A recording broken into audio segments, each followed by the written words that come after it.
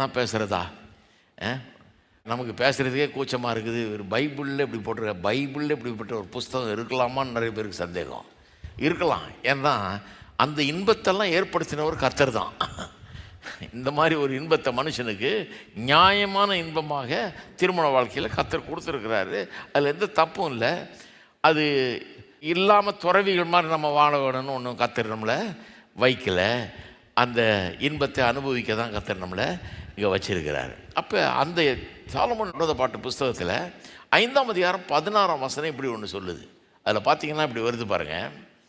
இவரே என் நேசர், அந்த பெண் சொல்கிற மாதிரி வருது. இவரே என் நேசர், எருசலேமின் குமாரத்திகளே.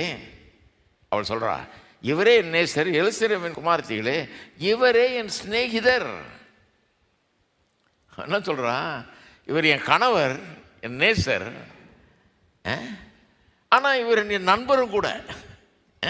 இவர் என் சிநேகிதர், என்னுடைய நண்பர்.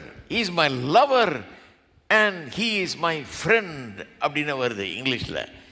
அப்போ கணவனும் மனைவி எப்படியும் இருக்கிறாங்க, லவர்ஸாகவும் இருக்கிறாங்க, ஃப்ரெண்டாகவும் இருக்கிறாங்க அப்படிங்கிறது அங்கே வருது. இது ரொம்ப ஒரு இம்பார்ட்டண்ட் கான்செப்ட் பாருங்கள். திருமண வாழ்க்கையில் இந்த ஃப்ரெண்ட்ஷிப்புங்கிற அம்சம் ரொம்ப முக்கியமாக இருக்குது.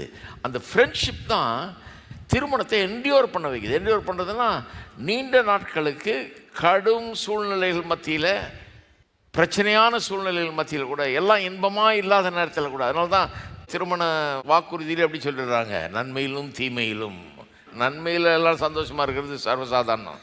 ஏன் நன்மையிலும் தீமையிலும், வாழ்விலும் தாழ்விலும், சுகத்திலும் சுகவீனத்திலும் சொல்கிறாங்கன்னா, திருமணத்துக்கு ஒரு என்டியூரிங் குவாலிட்டி இருக்குது. திருமணம் அப்படியே கிரம்பிள் ஆகாமல், அப்படியே உடைந்து போகாமல் அதை தக்க வைக்கிற ஒன்று இருக்கிறது. அது என்ன?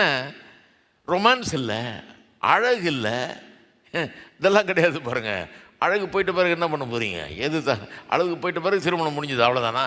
ஐயோ இப்போ ரொம்ப அழகாக இருக்கான்னு பண்ணுங்க. இப்போ அந்த மாதிரி அழகாக இல்லை.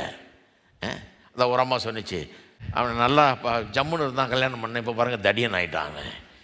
கேட்டிருந்தா முதல்ல சொல்லியிருப்பேன், ஒரு 10 வருஷம் பொறுத்து அப்படி தான் இருப்பான்னு. இது என்ன விளங்காத ஒரு காரியமா?